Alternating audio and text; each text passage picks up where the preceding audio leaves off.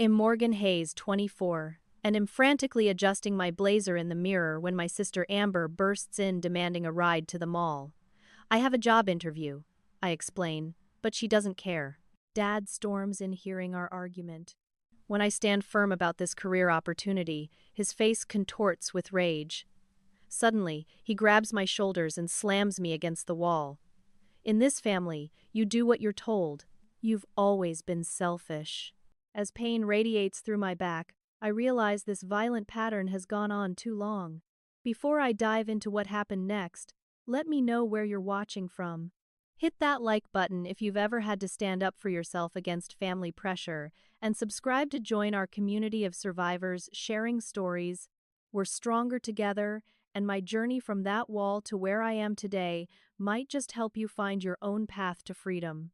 To understand why that moment was my breaking point, you need to know about my family. I moved back home after college graduation, not by choice, but necessity. With student loans piling up and an entry-level marketing job that barely covered groceries, I lost my apartment when our company downsized. Moving back with my parents was supposed to be temporary, just until I found stable work again. My father, Richard Hayes, is a successful regional sales director who commands respect at work and in our community. Church elder, Little League coach, charity golf tournament organizer, his public persona is impeccable. Behind closed doors? That's where the real Richard emerges. He runs our household like one of his sales teams, with iron-fisted authority, punishment for perceived failures, and occasional rewards to maintain loyalty. A family needs strong leadership, he'd say whenever questioned. What he meant was unquestioning obedience. My mother Denise exists in his shadow. A former teacher who quit when I was born, she's spent 25 years prioritizing peace over justice. Your father works so hard for this family, became her mantra whenever one of us complained about his behavior. Clean up broken dishes from his anger fits, apply makeup to hide occasional bruises, and teach us to accommodate his moods. Then there's my sister Amber, the golden child at 18. She learned early that playing into Dad's patriarchal worldview earned her privileges. Need money for new clothes? Daddy, you work so hard to provide for us. I just want to make you proud when I represent our family. Need the car? I promised my friends I'd bring homemade cookies like you taught me, Mom. She masterfully deployed feminine helplessness when it served her, and had perfected the art of redirecting Dad's anger toward me or my brother when necessary. My brother Tyler, 2 years older than me, escaped first. After a particularly violent fight when Dad discovered Tyler's boyfriend, my brother moved out at 19 with nothing but a backpack. Head warned me during our secret coffee meetups, "Morgan, that place is poison. They'll never change. Save yourself." But I was different from Tyler, or so I thought. The responsible one. Straight A student. Working part-time jobs since 16. I believed I could manage Dad's temper through perfection and compliance while building my escape fund. I'd internalized Mom's peacekeeping role. Mediating family conflicts. Taking blame to protect others. There had been warning signs I'd normalized. Dad checking my bank statements to help me budget. Dad showing up unannounced at my college apartment just to make sure you're safe. Dad questioning male friends so intensely they never returned. Dad insisting on approving my class schedule since he paid tuition, though my scholarships covered most costs. When I lost my marketing coordinator position, Dad's response wasn't sympathy but vindication. This is what happens when young people think they know everything. You should have studied something practical like I told you. Each night in my childhood bedroom, I updated spreadsheets, tracking my job applications, projected savings, and apartment costs. I needed $3,800 for first month's rent, security deposit, and basic furniture. Working part-time at a local coffee shop while job hunting, I was halfway there when the interview opportunity came. Brockman and Associates was the marketing firm in our region. Landing even an entry-level position there would mean stability, career advancement, and most importantly, freedom. When the email arrived confirming my interview, I'd cried with relief. Which brings us back to that morning. with my back against the wall and my father's forearm across my chest. The stakes weren't just about a ride to the mall. They were about whether I'd ever break free. I arrived at Brockman and Associates with a throbbing shoulder and makeup hastily applied to hide puffy eyes. The modern glass building reflected sunlight that intensified my growing headache. In my car, I'd practiced interview answers while pressing a cold water bottle against my shoulder, willing the pain away. As I waited in the reception area, memories surfaced of other times I'd surrendered to my father's control. My 19th birthday, when Head confiscated my car keys because I wanted to drive to the beach with friends too irresponsible to be trusted. My junior year, when Head transferred money out of my account after seeing a coffee shop purchase he deemed financially irresponsible. Always the same justification. As long as you live under my roof, or until you can support yourself. Morgan Hayes. The receptionist's voice pulled me back. Miss Reynolds will see you now. Sophia Reynolds, marketing director, had the confident poise I aspired to develop. Her office displayed awards and a photo of her summiting Mount Rainier. Tell me why Brockman should invest in you, she began, studying me with analytical eyes. Despite rehearsing for weeks, my answers came out stilted. When asked about handling pressure, my voice cracked. I could feel the interview slipping away until Sophia paused, set down her notepad, and leaned forward. Off the record, are you okay? You seem distressed. Something in her genuine concern broke through my professional facade. I didn't share details, but acknowledged. Family emergency this morning. I apologize if it's affecting my performance. Sophia nodded slowly. Life happens. Let's restart. Pretend you just walked in. What campaign in your portfolio are you most proud of, and why?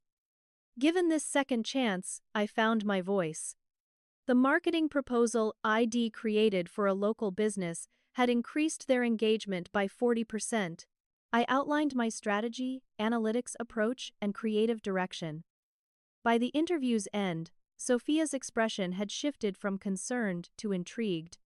Well, be in touch by Friday, she said, her handshake firm. And Morgan? Whatever's happening outside these walls, remember your worth isn't determined by others. Driving home, I rehearsed how to act normal, knowing any mention of the morning's incident would trigger another explosion. Sure enough, when I entered, the family tableau was perfectly arranged.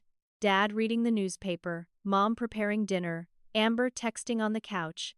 The morning assault might never have happened. How was your interview, sweetheart? Mom asked, her eyes not quite meeting mine. Fine, I answered, the family code for don't rock the boat. Dad didn't look up from his paper. Next time, remember your priorities. Later that evening, Amber cornered me in the hallway. You could have just rescheduled your stupid interview. Melissa had her brother's car, so I didn't even need a ride after all. The casual admission that the entire conflict had been unnecessary ignited something inside me. You knew that this morning. She shrugged. Whatever. You always make everything so dramatic. After Amber sauntered away, Mom pulled me into the laundry room, her voice hushed. You need to apologize to your father. Has been in a mood all day. Apologize? Mom, he assaulted me. Over nothing. He provides everything for this family. Is it so hard to show a little gratitude? A little respect. Looking at her, this woman who had taught kindergarten children about boundaries and safety, now defending her husband's violence, something crystallized. I would become her if I stayed.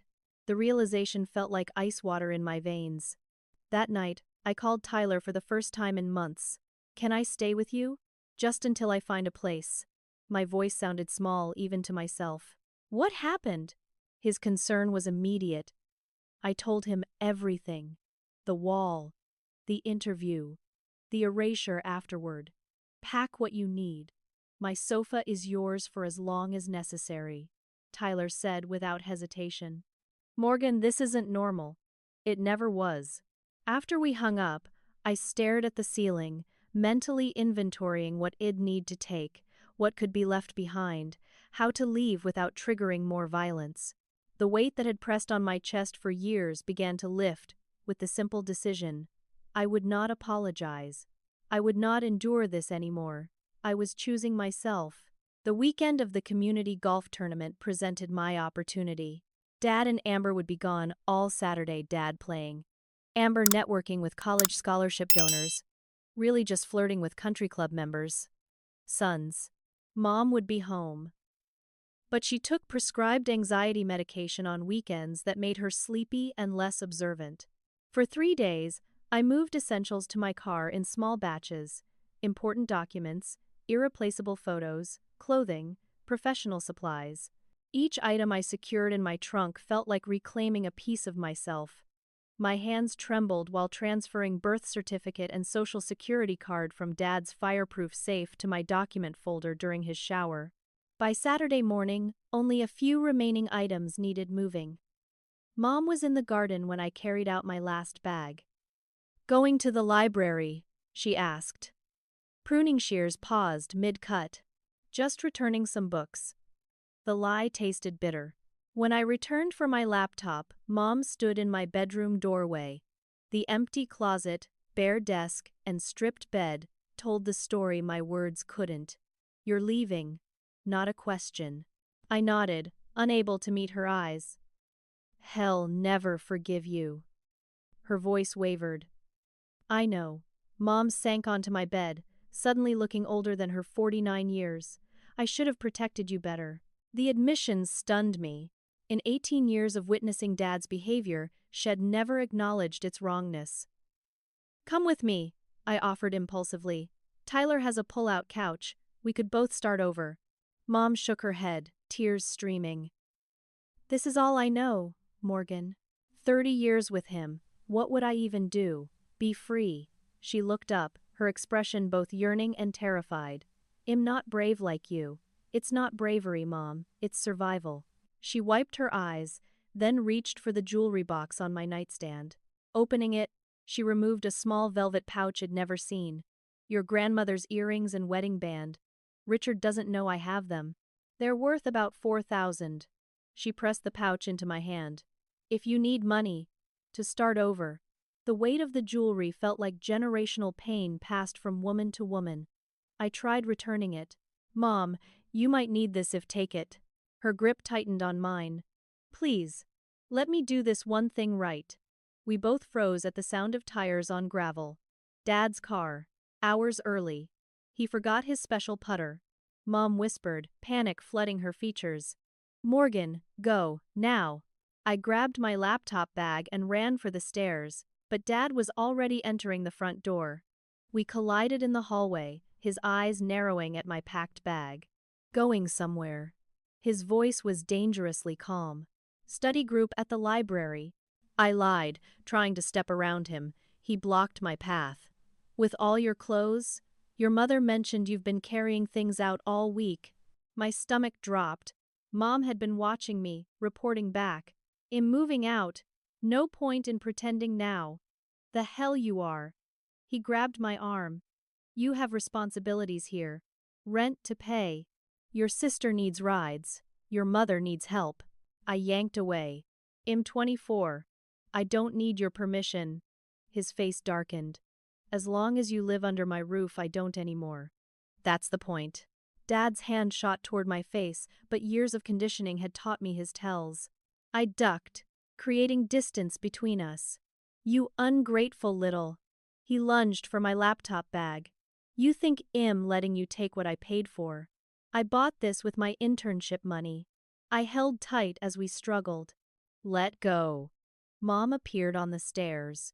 "Richard, please, the neighbors, stay out of this, Denise," he shouted, still grappling for my bag. The front door was so close. If I could just get outside. Dad's grip tightened on the bag strap around my shoulder, pulling me off balance. As I stumbled, he grabbed my car keys from my pocket. "You're not going anywhere in the car I co-signed for." "Give those back." I reached for the keys, but he held them above his head, using his height advantage. The sudden pounding on the door startled us all. "Everything okay in there?" called Rebecca from next door. I heard shouting.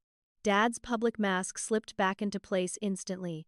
Just a family discussion, Rebecca. Everything's fine.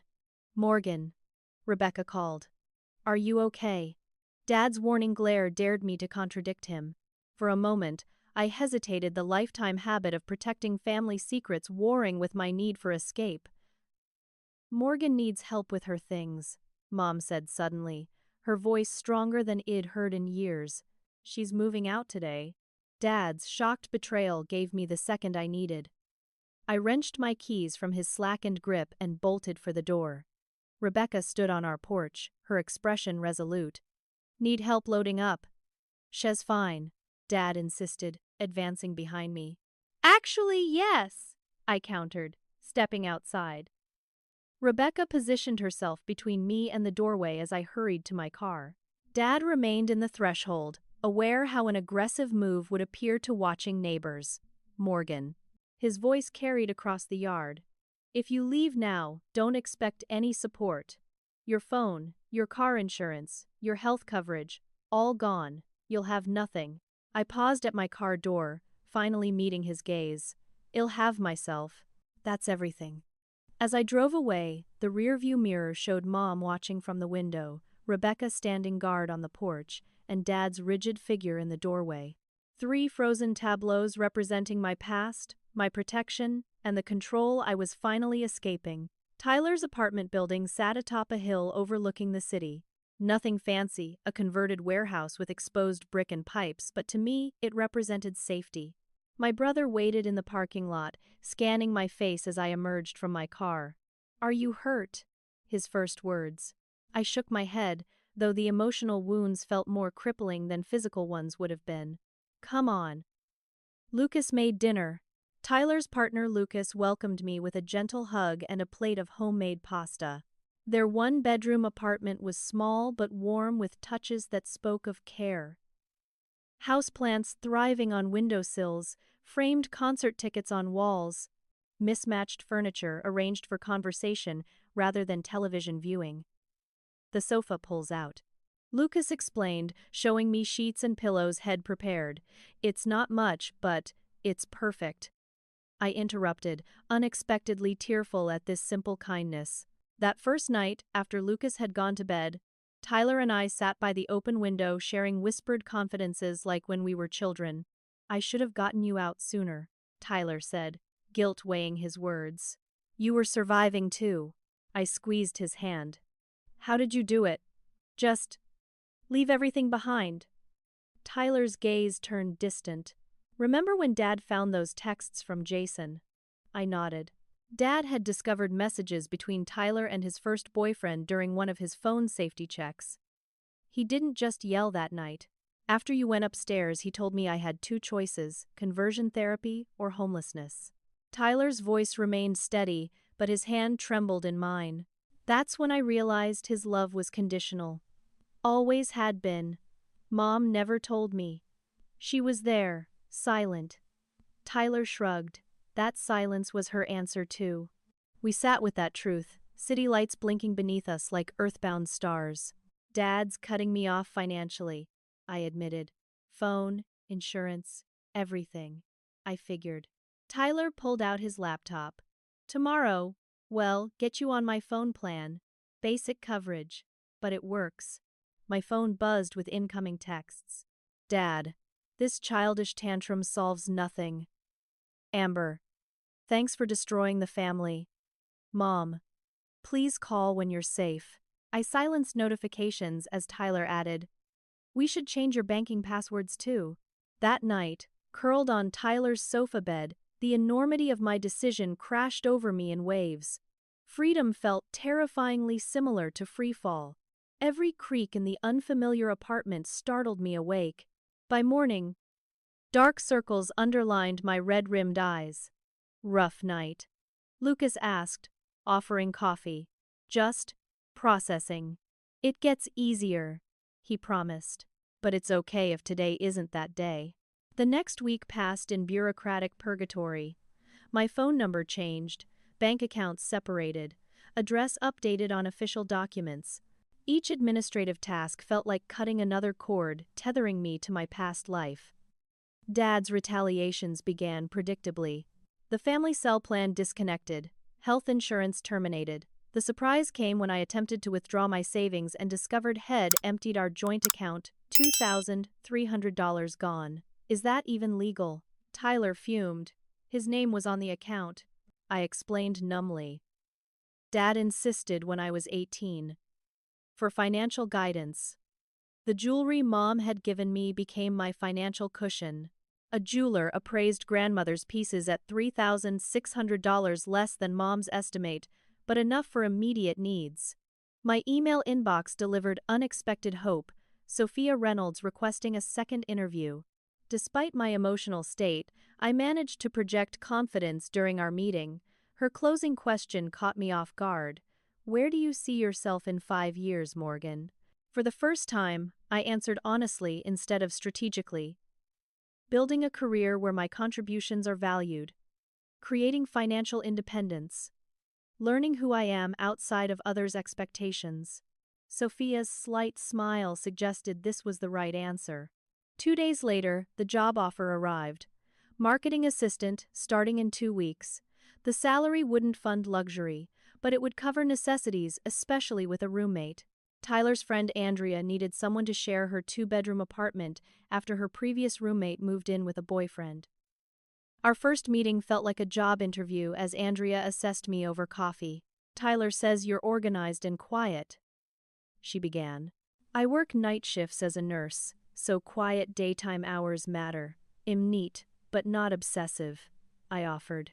And am rarely home between work and rebuilding my life. I'll practically be a ghost. Andrea studied me, recognition dawning in her eyes. You're escaping something.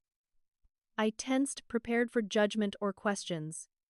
Instead, she nodded. Been there. Took me 3 tries to leave my ex. Guest room's yours if you want it. Just like that, a stranger offered what my family hadn't: respect for my autonomy. By week's end, my new support system had formed. Tyler and Lucas providing emotional stability, Andrea offering housing security, and the promise of career growth with Sophia. For the first time, I glimpsed a future constructed entirely on my own terms. That Sunday, sitting on Andrea's balcony watching sunset paint the sky, I allowed myself to acknowledge a startling truth. I felt lighter without my family than I ever had within it. You okay? Andrea asked, joining me with tea mugs. I think I might be, I answered, surprising us both with my laughter. Eventually. My first week at Brockman and Associates flowed better than expected. My cubicle became a sanctuary of professional normalcy, color-coded files, marketing reference books, a small plant named Herbert. Colleagues invited me to lunch outings. Projects challenged my skills without overwhelming me. For 8 glorious hours daily, I existed as just Morgan. Competent, collegial, contributing. Until Friday afternoon, when Catherine from Human Resources appeared at my desk. Do you have a moment? Her professional smile didn't reach her eyes. In her office, Catherine closed the door before speaking. We received a concerning call from your father. My stomach dropped. My father contacted you. She nodded, consulting notes. Richard Hayes claims you took family valuables when you left home abruptly. He mentioned potential legal action that could involve the company. The familiar shame of family dysfunction being exposed washed over me. That's completely false. I took only my personal belongings. Catherine studied me, her expression softening slightly. Morgan, Brockman values employee privacy. However, legal complications could affect your position here. Is there something I should know? The practiced family lie "everything's fine" formed on my tongue. Instead, I heard myself say, I left an abusive home situation. My father is retaliating because I escaped his control. The admission hung between us. Catherine set down her pen. I see. She leaned forward. Does this situation pose any security concerns for our workplace? I don't believe so, I answered, though uncertainty gnawed at me. All right. Catherine closed her folder. For now, let's consider this matter addressed. If circumstances change, please update me immediately. I left her office shaken but employed. The message was clear. Resolve this quickly and quietly. Checking my phone during lunch revealed more problems. A notification from my bank showed attempted access to my new account from an unrecognized device. The location? My parents' home IP address. More disturbingly, my credit card company flagged suspicious activity. Someone had tried opening additional cards in my name. The credit freeze Tyler had recommended saved me from thousands in potential debt. Has escalating, Tyler warned when I called. Dad always doubles down when challenged. But accessing my financial accounts? That's illegal. So is assault, Morgan. Legal boundaries never stopped him before. That evening, I discovered Dad had been monitoring my location through our previously shared phone plan. Despite changing numbers, the account tracking remained active. With Andrea's help, I completely switched carriers, surrendering the phone number ID had since high school. The harassment intensified over subsequent weeks. Dad began calling my workplace daily until reception blocked his number. Amber turned extended family against me with stories about my mental breakdown and stealing family heirlooms. The Friday of my third work week, I stepped into the lobby to find Dad himself arguing with security. "My daughter works here," he insisted loudly. "It's a family emergency." Frozen behind a decorative plant, I watched the scene unfold. Security firmly escorted him outside while co-workers whispered speculations. My professional sanctuary had been invaded. Back at my desk, Sophia appeared with concerned eyes. "Everything okay?" "Family complications." I managed, I noticed. She settled in a chair beside me. "Listen, your work is excellent, Morgan. Whatever's happening outside doesn't affect your standing here, understood?" Her reassurance steadied me, but the incident left me constantly checking over my shoulder. That weekend brought unexpected support. Rebecca, our former neighbor, texted my new number, obtained through Tyler. "Your dad's behavior after you left concerned me. I have doorbell video of him grabbing you. If you need it for legal purposes, it's yours." The evidence of his physical aggression felt like armor against his accusations. I thanked her, filing the information away, hopefully unnecessarily. Dad's tactics expanded beyond direct confrontation. Anonymous negative reviews appeared on Brockman's business listings, specifically mentioning unprofessional new hires. Distant relatives suddenly reached out to check on me, their conversations feeling like reconnaissance missions. Most painfully, Mom's secret supportive texts stopped abruptly. My calls went unanswered. I imagined Dad discovering her communication and the consequences she might face. "You need to go legally nuclear," Andrea advised one evening, watching me jump at another unknown caller. "Restraining order. Now." "It would devastate Mom," I protested weakly. "And what's this doing to you?" Andrea gestured to my unwashed hair, the weight it lost, the anxiety medication prescribed when panic attacks began affecting my sleep. She was right. Dad's campaign was working. I was slowly crumbling under the pressure. The next day, I researched legal options, gathering evidence of harassment. The process felt overwhelming until I discovered a domestic violence support center offering free legal consultations. Their intake counselor, Marissa, listened without judgment as I detailed my situation. "What you're experiencing is common with family estrangement," she explained. "The control attempts intensify when the target establishes independence." "Will a restraining order actually help?" I asked. "It creates legal consequences for contact attempts," she confirmed. "But more importantly, it documents the pattern officially." I scheduled a consultation with their volunteer attorney, feeling both empowered and exhausted. That night, I slept deeply for the first time in weeks. The reprieve proved temporary. Monday morning, my work email contained a message from an unknown sender. Photographs of me entering my apartment building, grocery shopping, meeting Tyler for coffee. The subject line, "Always watching." Printing the email with shaking hands, I brought it directly to Catherine in HR, who immediately involved building security. They increased patrols around our office, while I filed a police report that generated paperwork but little action, unless there's an explicit threat. The officer explained, "This falls under concerning but legal behavior." That evening, I implemented Andreas' home security suggestions: new deadbolts, window alarms, cameras. Each precaution simultaneously increased my safety and reminded me of my vulnerability. As October ended, I had survived 6 weeks of independence. Professional success contrasted sharply with personal anxiety. I'd learned to vary my routes home, check for surveillance, password protect everything. Hypervigilance became my baseline state. Yet alongside the fear grew determination. Each retaliatory action confirmed I'd made the right decision to leave. Each harassment attempt strengthened my resolve never to return. Dad's efforts to reclaim control were instead cementing my commitment to freedom. "Hell eventually except you're gone," Tyler assured me during our weekly dinner. Looking at my brother thriving despite similar treatment, I believed him. Someday, this siege would end. Until then, I would continue building walls to protect the life I was creating, brick by brick, day by day. November brought bitter winds and a fragile new normal. At work, I'd earned respect through consistent performance. At home, Andrea and I developed easy routines around her night shifts and my early mornings. Dad's harassment had settled into predictable patterns I'd learned to manage, if not ignore. My small victories accumulated.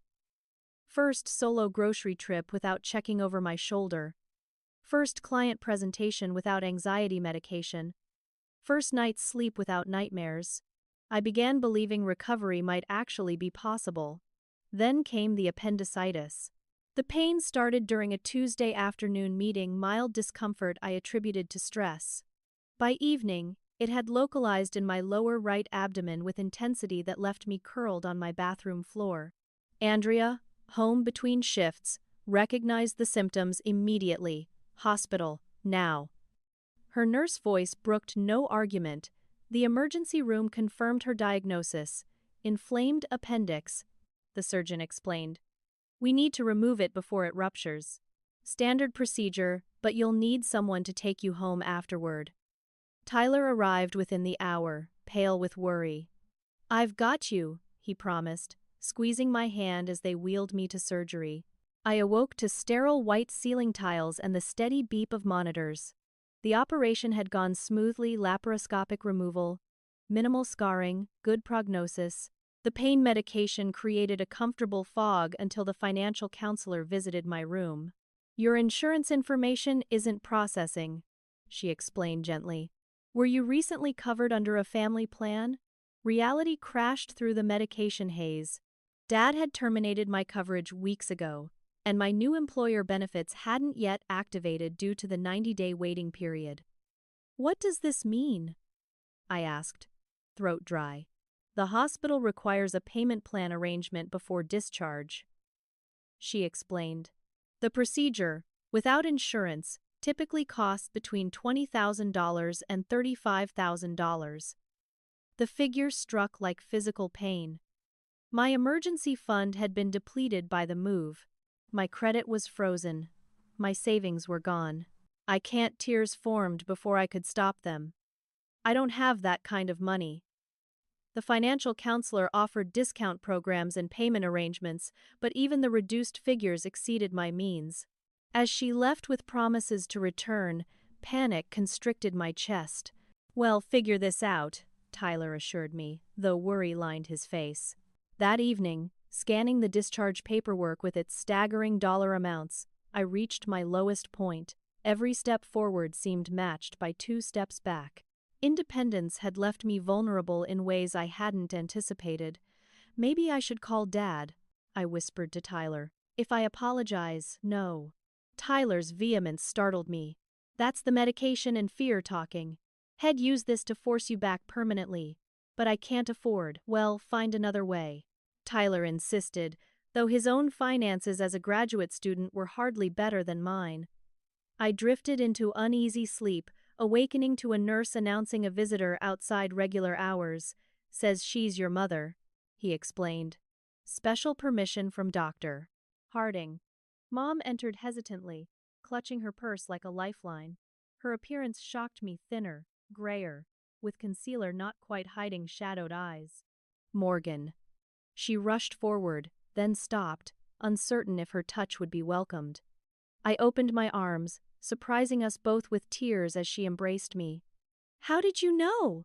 I asked when composure returned. Tyler called. She glanced gratefully at my brother. "Richard's at a conference in Phoenix until Friday." I told him I was visiting my sister. From her purse, Mom withdrew a worn teddy bear mister. "Buttons. My childhood comfort object. I thought you might need him." The simple gesture broke something in me. "I'm drowning, Mom. The hospital bills, Dad's harassment, everything." Mom sat beside me, stroking my hair like when I was small. "Has been worse since you left," she admitted quietly, monitoring my calls, checking mileage on my car, questioning where grocery money goes. "Has he hurt you?" Tyler asked sharply. Mom's hesitation answered before her words could. "Not physically. But Amber's receiving the brunt of his attention now. She's struggling with the scrutiny. She could leave too," I suggested. "She's not ready to see it yet." Mom sighed. "It took me 30 years, and am still not brave enough to leave permanently." We sat in heavy silence until the nurse announced visiting hours were ending. As Mom gathered her purse, she pressed an envelope into my hand. "It's not enough for everything, but it might help. I've been saving grocery money, cash back from purchases. Richard doesn't know." Inside lay $4,200 in cash and a small notebook, my grandmother's journal. "Read it when you're stronger," Mom whispered. "Your grandmother left her first husband with 3 children and $7. If she could build a new life, so can you." After she left, Tyler examined the money with grim satisfaction. "This plus your HSA might cover the payment plan down payment." I nodded, but depression had settled heavy on my chest. The surgery pain felt insignificant compared to the ache of seeing Mom's situation unchanged, still hiding cash, still sneaking phone calls, still living in fear. Discharged the following day, I spent a week recovering in Andrea's apartment, while she monitored my healing with professional attention. Physical recovery progressed smoothly. Emotional recovery stalled. The hospital payment plan consumed my discretionary income. Work accommodated my absence, but projects accumulated. Each day brought overwhelming evidence that independence might be unsustainable. "You're withdrawing," Andrea observed one evening, joining me on the couch where I'd been staring blankly at the wall. "Talk to me." What if I made a mistake? The question emerged before I could censor it. "I had health insurance with my parents, financial security, a roof guaranteed, and what else?" Andrea pressed. "What did that security cost you? My freedom, my safety, my self-worth." The answers came automatically. "So, not a mistake," Andrea concluded. "Just a difficult path." I nodded slowly, reaching for grandmother's journal on the coffee table. The leather-bound book opened to an entry from 1967. "Fear tells convincing lies." Today it said, returning to Harold would be easier than struggling alone. Then, I remembered my children watching me accept his cruelty, learning that love and fear are inseparable. Some prices are too high for comfort. My grandmother's words bridged decades to reach me exactly when needed. That night, I finally called the domestic violence support group Marissa had recommended. Signing up for their next meeting, depression didn't vanish overnight. Recovery proceeded unevenly, productive days followed by hours of doubt. But gradually, grandmother's courage and Mom's secret resistance became touchstones, reminding me that generational patterns could be broken. By December, scar tissue was forming both on my abdomen and around my emotional wounds. Not healed completely, but mending. The community center where the support group met looked unremarkable from outside, just another brick building with faded holiday decorations. Inside, folding chairs formed a circle beneath fluorescent lighting. No one would mistake it for a therapeutic spa. Yet something profound happened in that unassuming space. Transformation. Morgan. I introduced myself that first Tuesday evening. I left my parents' home 3 months ago after years of control and recent physical aggression. Heads nodded in recognition, not judgment. Each person there understood some variation of my experience, different circumstances but similar wounds. Group facilitator Jasmine, a 40-something woman with calm authority, set the foundation. What happens in abusive families isn't about love gone wrong. It's about power and control. She displayed a diagram called the power and control wheel, identifying tactics, economic abuse, intimidation, isolation, minimizing, denying, using children or privileges as leverage. Dad had employed most strategies. Mom had enabled them. I had normalized them. Breaking free isn't just physical separation, Jasmine explained. It's recognizing these patterns so they can't be repeated in your new life. That evening marked my education in the mechanics of abuse. I learned terminology for experiences I'd never properly named: gaslighting, financial abuse, trauma bonding.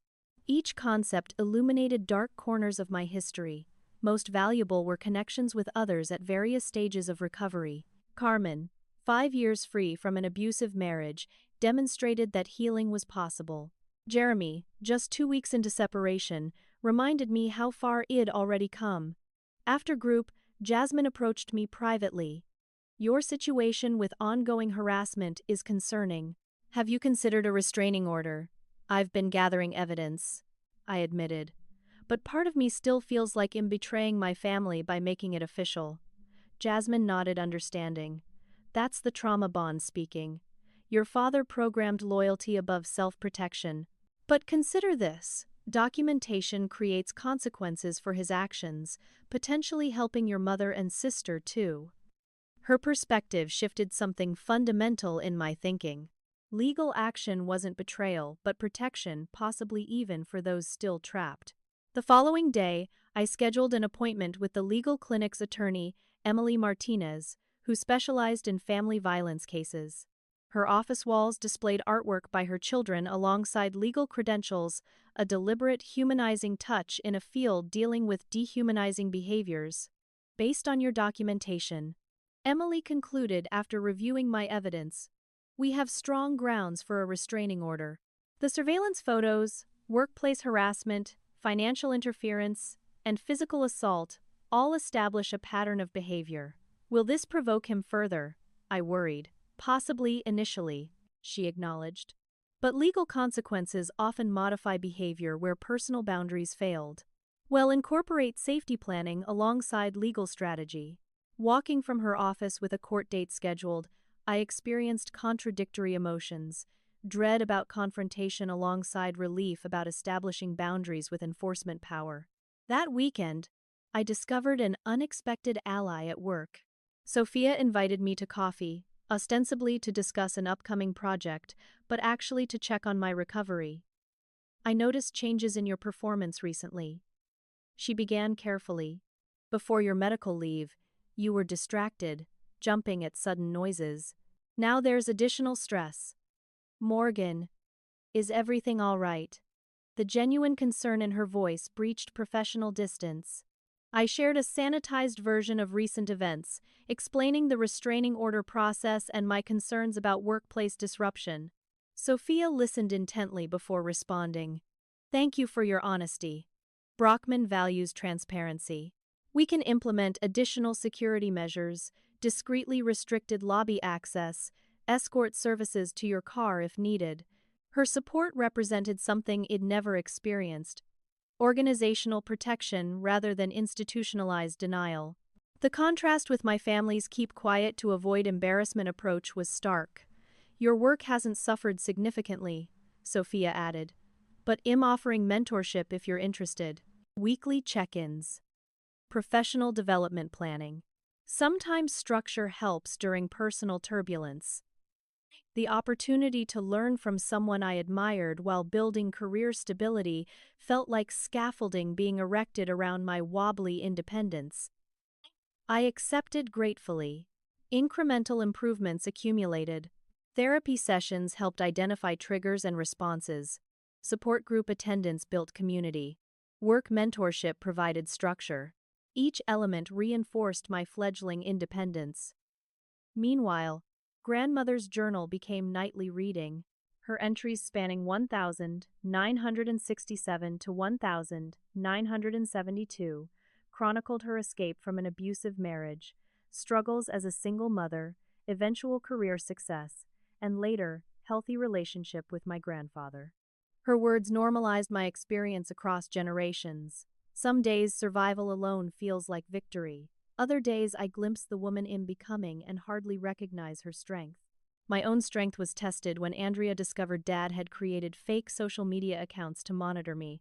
Hez commenting on mutual friends' photos where you're tagged. She demonstrated, showing instances where Michael Peterson, Dad's first and middle names, left innocuous comments on posts featuring me. Rather than triggering panic, the discovery produced clear-headed action, privacy setting adjustments, friend list auditing, and notification to the support group's cyber safety specialist. The systematic response evidenced my growing resilience. December's therapy breakthrough came while discussing Mom's hospital visit. Dr. Winters noted, "You speak of your mother with both compassion and frustration. She's both victim and enabler." I acknowledged. "I understand why she stays, but her choices hurt us children." "That's remarkably balanced insight," Dr. Winters observed. "You're holding complexity rather than simplifying to villains and heroes." The observation illuminated my evolving perspective. Early estrangement had been fueled by black and white thinking, Dad bad, independence good. Reality contained more nuance. Dad damaged but not demonic, independence challenging but worthwhile, Mom both complicit and courageous. This developing emotional maturity manifested elsewhere. When Amber texted unexpectedly, "Is Mom seeing you secretly?" my response avoided both accusation and placation. I'm open to communication with anyone who respects my boundaries. That includes Mom, and potentially you. The exchange didn't resolve our differences, but opened conversation without surrendering self-protection. January brought practical progress alongside emotional development. Rebecca's doorbell video evidence strengthened my legal case. Hospital financial assistance reduced my medical bill by 60%. Work performance earned quarterly recognition. My savings account, though modest, showed consistent growth. The restraining order hearing date approached, bringing renewed anxiety but also determination. During our final preparation session, Emily reviewed strategies while I practiced articulating boundaries. "Remember," she emphasized, "this isn't about punishing your father. It's about establishing legal protection for your right to live independently." That reframing centered me. The restraining order represented not revenge, but revolution, rejecting generational patterns of control and fear. The night before the hearing, Tyler, Lucas, and Andrea gathered in my apartment for moral support. As conversation flowed around me, I observed these people. Would become my chosen family, supportive without suffocation, present without possession? "What are you thinking about?" Tyler asked, noticing my contemplation. "How different this feels," I answered, gesturing to our gathering. "No walking on eggshells, no hidden agendas, just authentic connection." Tyler nodded, understanding. "That's freedom, Morgie. That's what we fought for." Looking around at these relationships built on mutual respect rather than obligation, I finally believed the fight had been worthwhile. Whatever tomorrow's legal outcome, it already won my independence. The county courthouse loomed granite-faced and imposing against January's gray sky. Inside, security checkpoints and echoing hallways increased my disorientation.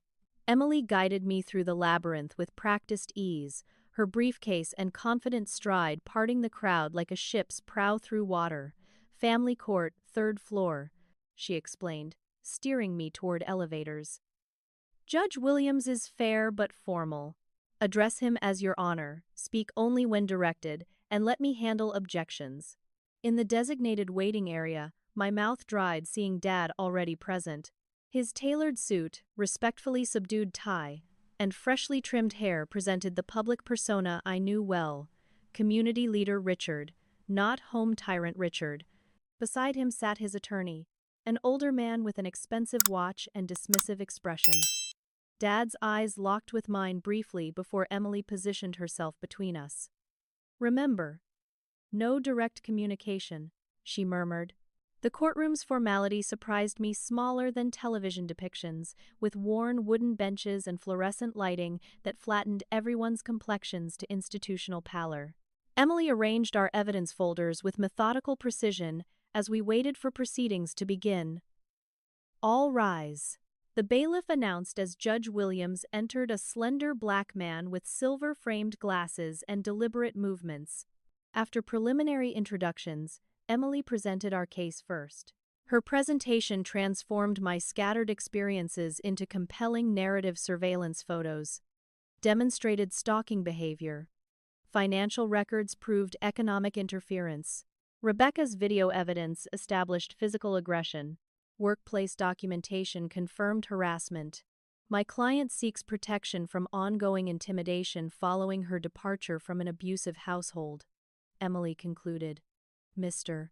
Hayes has demonstrated persistent boundary violations despite clear requests to cease contact. When Dad's attorney rose, his strategy became immediately apparent. Characterize me as unstable, entitled, and manipulative.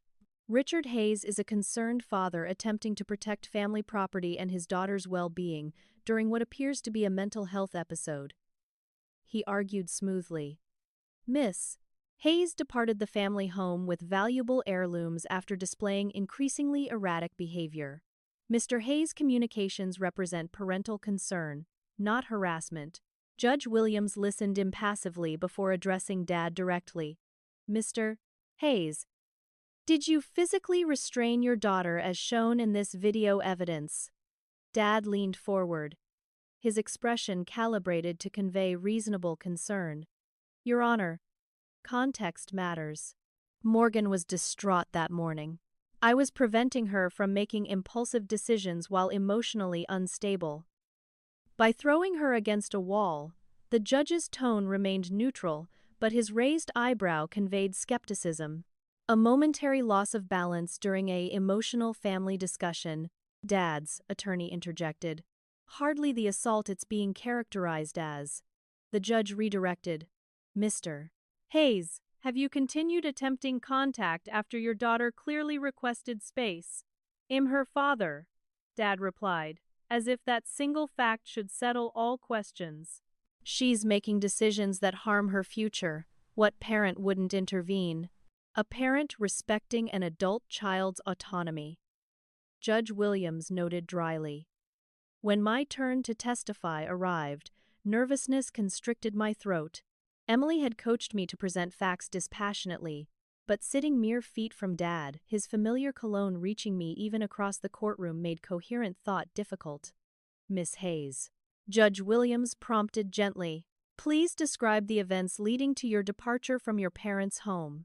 Focusing on the judge rather than Dad, I recounted that morning's sequence.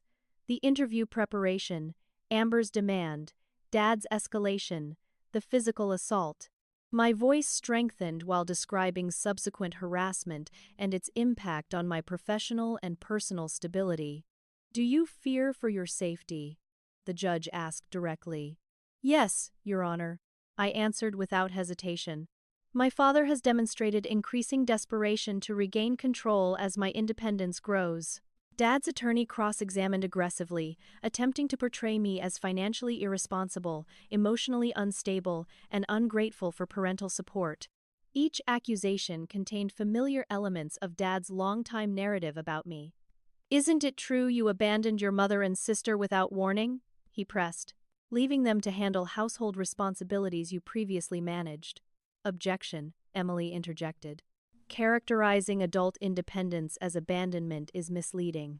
Sustained, Judge Williams agreed. Rephrase, counselor. Before further questioning could continue, the courtroom door opened. Mom entered quietly, her expression resolute despite obvious anxiety. Dad's sharp intake of breath was audible in the sudden silence. Judge Williams addressed her directly. Mom, Are you involved in these proceedings? Denise Hayes, Your Honor, Richard's wife, Morgan's mother. Mom's voice wavered but held. I'd like to provide testimony if permitted. Dad half rose, hissing something to his attorney, who placed a restraining hand on his arm while addressing the judge. Your Honor, Mrs. Hayes was not listed as a witness. This is highly irregular. Judge Williams considered briefly. I'll allow limited testimony relevant to the restraining order petition. Mrs. Hayes, please approach. After being sworn in, Mom straightened her shoulders visibly before speaking. The physical incident Morgan described did occur exactly as she stated. It wasn't isolated. Richard has displayed similar aggression throughout our marriage, typically when feeling his authority questioned. Dad's composure fractured. Denise, what are you doing? He interrupted, voice rising. This is family business. Mr. Hayes, Judge Williams warned sharply. Another outburst will result in contempt charges. Mom continued steadily. Morgan left out of necessity, not selfishness. She endured years of controlling behavior while trying to maintain family peace. I'm here to confirm her account is accurate and her fear justified. Dad's attorney attempted damage control through cross-examination, suggesting Mom was enabling Morgan's rebellion and exaggerating normal parental discipline. Mom's responses remained measured but firm. As proceedings concluded, Judge Williams reviewed his notes thoughtfully before rendering his decision. Based on evidence presented, I'm granting a 1-year restraining order prohibiting Richard Hayes from contacting Morgan Hayes directly or through third parties. Mr. Hayes must maintain minimum distance of 500 feet from Miss Hayes' residence and workplace. He fixed Dad with a direct gaze. Sir, your daughter is an adult. Her independence isn't rebellion but maturation. I strongly suggest family counseling before attempting to rebuild relationship bridges.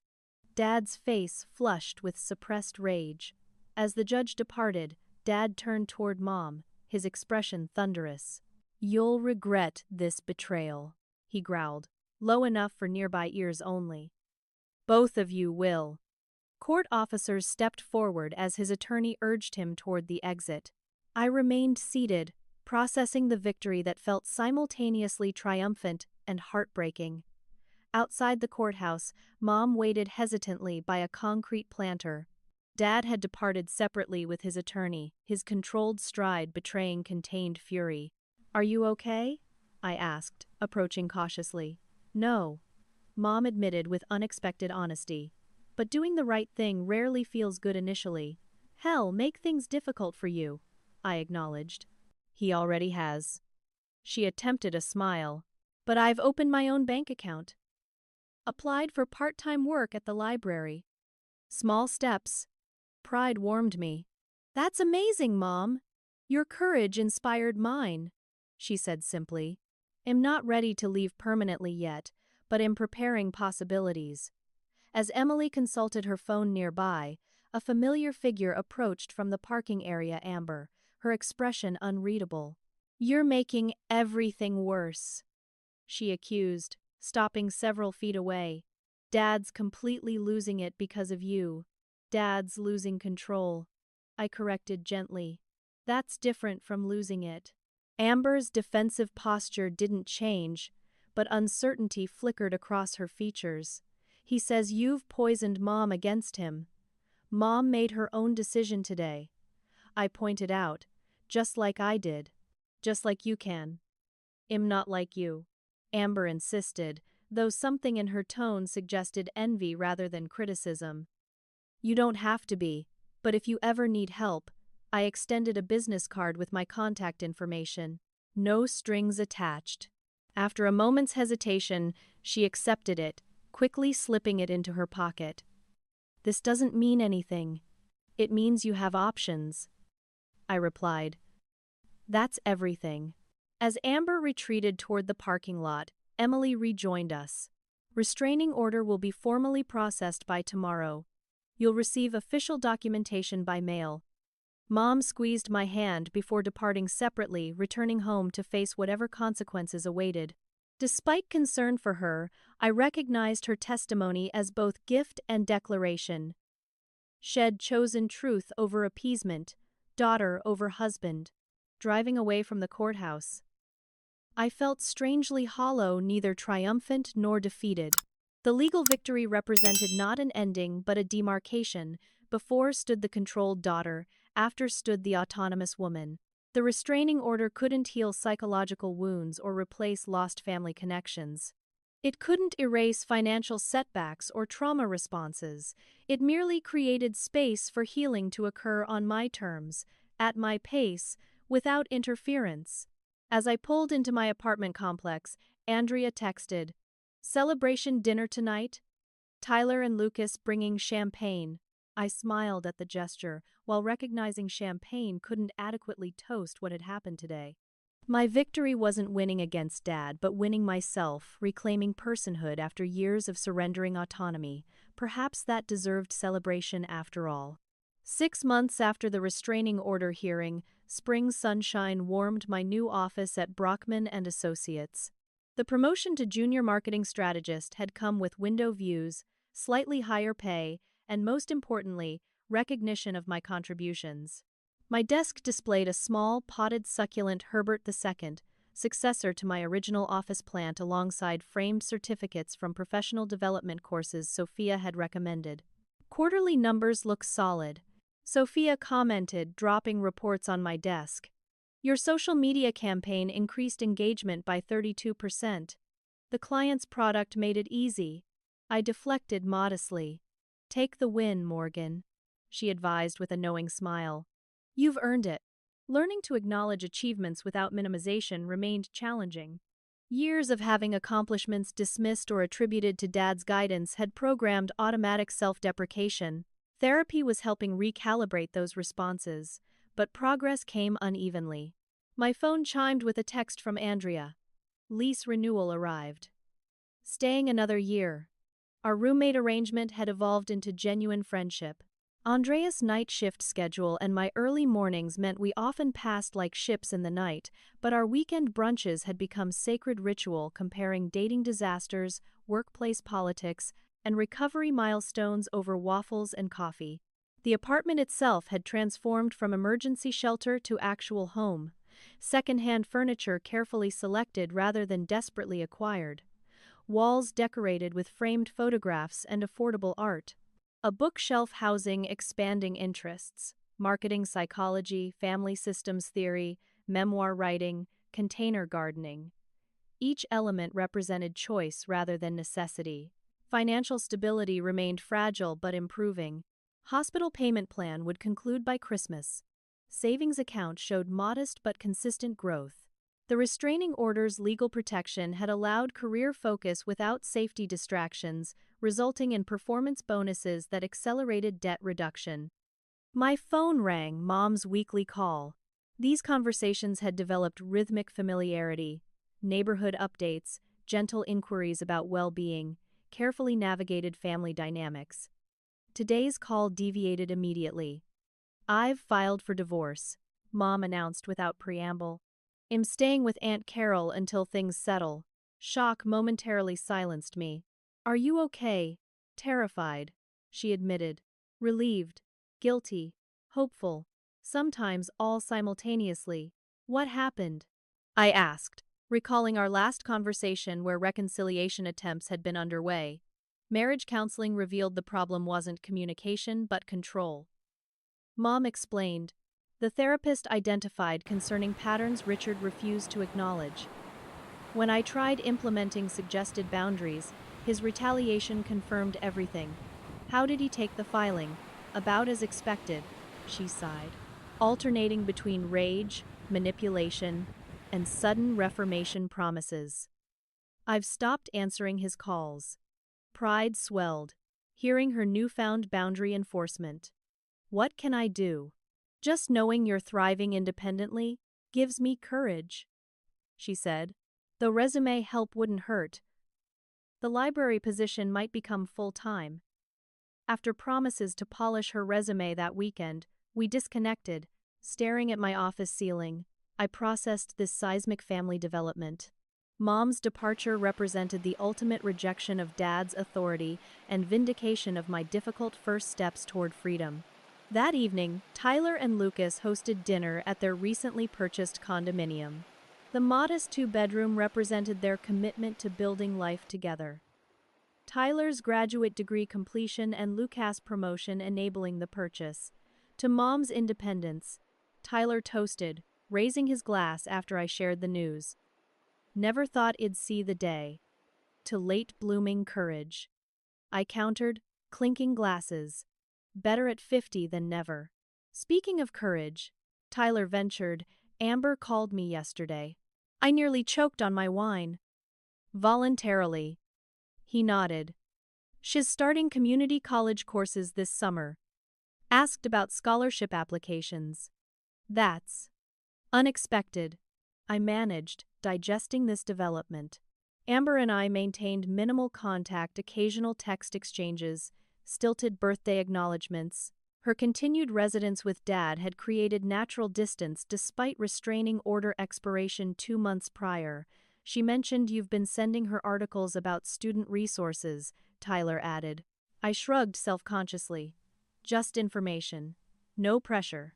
Lucas smiled, knowingly. Classic Hayes rescue attempt. It's not. I began defensively before recognizing the pattern. Okay, maybe slightly. But she deserves options too. Family healing progressed non-linearly. Mom attended therapy regularly, rebuilding identity beyond wife and mother roles. Weekly coffee meetings allowed us to develop adult friendship rather than just mother-daughter obligation.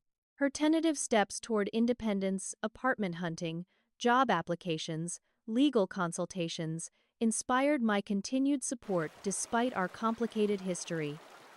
Amber's evolution proved more unpredictable. Her community college enrollment represented rebellion against Dad's university expectations, while her apartment search signaled growing self-determination. Our relationship thawed gradually through practical exchanges rather than emotional confrontations, textbook recommendations, apartment hunting tips, budget spreadsheet templates. Dad himself remained the family's black hole, exerting gravity affecting all our orbits while remaining personally unreachable. The restraining order's expiration hadn't resulted in renewed contact attempts. Through family grapevine, I learned Head immersed himself in church leadership and community projects, external validation, compensating for domestic control loss. My healing journey continued through regular therapy, support group participation, and developing friendships beyond family connections. Dr. Winters helped identify lingering trauma responses, hypervigilance when male authority figures raised voices, reflexive acquiescence to avoid conflict, difficulty expressing needs directly. Recovery isn't linear, became her frequent reminder during plateaus or setbacks. The support group provided ongoing community as my role evolved from traumatized newcomer to experienced mentor. Helping others navigate early estrangement stages reinforced my own progress while channeling protective instincts productively. Thanksgiving approached, the first holiday where Mom, Amber, Tyler, and I would gather without Dad. Planning this milestone celebration occupied countless text exchanges and phone discussions. Neutral territory. Tyler insisted when location debates arose. My place is too small, I pointed out practically. And mine has too many stairs for Mom's knee, Tyler acknowledged. Eventually, we reserved a private dining room at a moderately priced restaurant territory unclaimed by family history or expectations. The gathering began awkwardly. Conversation faltered between weather observations and food preferences until Tyler addressed the elephant directly. So this is weird, right? First, Richard Free holiday. Surprised laughter broke tension. We collectively exhaled. I keep expecting him to criticize the restaurant choice, Mom admitted. Or complain about prices while ordering the most expensive option, Amber added unexpectedly. Then lecture us about fiscal responsibility over dessert. I completed, prompting more laughter. That honest acknowledgement opened floodgates. Conversation flowed naturally thereafter, not dwelling exclusively on Dad but not artificially avoiding family realities either. We discovered connections beyond shared trauma. Amber's graphic design interest complemented my marketing background. Mom's literacy volunteer work paralleled Tyler's teaching ambitions. As pumpkin pie arrived, Mom raised her water glass. To new traditions. And chosen family, Tyler added, including Lucas in his glance. And boundaries. I contributed. And second chances, Amber concluded softly. Driving home that evening, contentment warmed me more effectively than the car's heater. The gathering hadn't been perfect occasional tension, awkward silences, navigation of sensitive topics, but its imperfection felt authentic rather than performative. Wed gathered as real people, not assigned family roles. The following week brought unexpected workplace development. Ryan Matthews joined the creative department, tall, thoughtful, with contagious enthusiasm for design psychology. Our project collaboration revealed compatible work styles and shared interests beyond marketing. Coffee sometime, he suggested after a particularly productive brainstorming session. Non-work related. Old fears surfaced instantly. Dad's interrogations of male friends, accusations of loose morals when accepting dates, controlling prohibitions thinly disguised as protection. Dr. Winter's voice countered these automatic responses. Notice patterns without assuming repetition. I'd like that, I answered, surprising both Ryan and myself with directness. Our first coffee extended into bookstore browsing, then dinner the following weekend. Unlike previous relationship attempts, I established boundaries early. No unannounced visits, separate activities maintained, physical pacing comfortable for both. Ryan's respectful acceptance of these parameters demonstrated fundamental difference from Dad's controlling approach.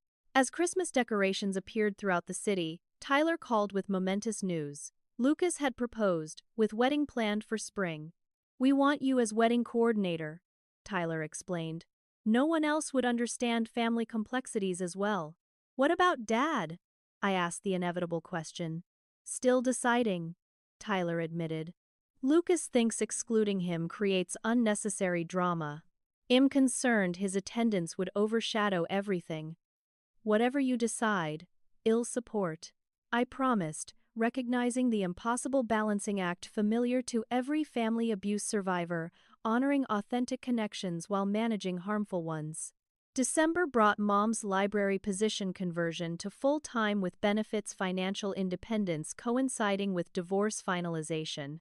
Her voice during our calls carried increasing confidence as she navigated solo life decisions without seeking permission or approval.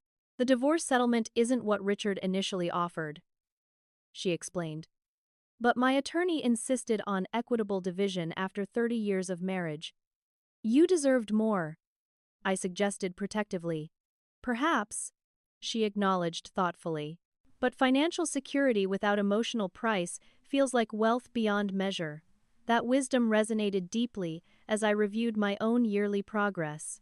Bank balance reflected modest improvement, but couldn't quantify other gains.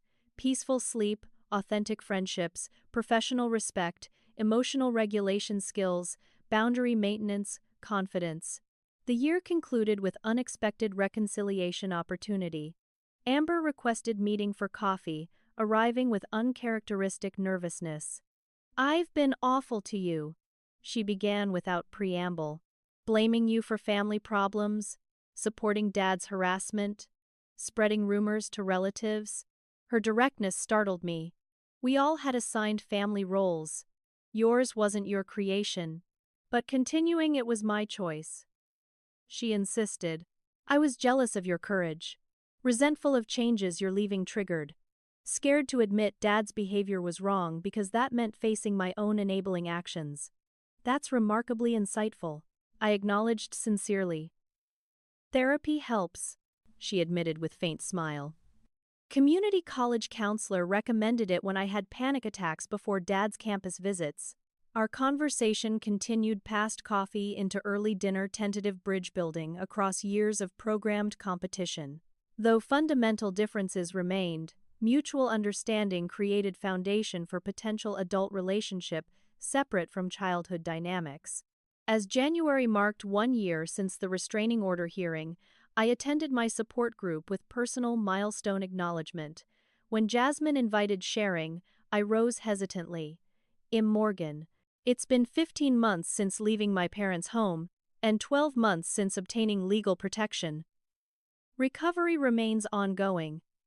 But today, I'm celebrating sustainable independence. Supportive applause followed my simple statement. Afterward, a recently separated young woman approached tentatively. "How did you manage the guilt?" she asked, eyes downcast. "Everyone says I'm destroying my family by leaving." In that moment, witnessing her familiar shame, my journey's purpose crystallized. The painful path hadn't been solely for personal healing, but potentially to help others navigate similar terrain. Family was already damaged, I explained gently. You're just refusing to maintain the facade. That distinction matters. Her grateful expression reflected back earlier versions of myself, terrified but determined, wounded but hopeful. In supporting her first steps toward freedom, my own journey found deeper meaning. That evening, journaling about the interaction, I wrote what felt like conclusion and commencement simultaneously. Freedom isn't the absence of difficulty, but the presence of choice. Each day still brings challenges, financial pressure, relationship navigation, recovery setbacks. Yet facing these challenges as autonomous agent rather than controlled object makes all difference. The wall that once imprisoned me now stands as boundary protecting the life I'm creating. The person I'm becoming wouldn't recognize the woman who once believed compliance equaled love. That transformation may be greatest victory of all. What's been your experience with setting boundaries in difficult family relationships? Has anyone else had to make the tough choice between keeping peace and protecting yourself? Hit that subscribe button if you'd like to hear more stories about breaking generational patterns, and leave a comment sharing your own journey. Remember, you're not alone in these struggles, and your courage to protect your well-being matters. Thank you so much for listening to my story, sending strength and support to everyone facing similar challenges today.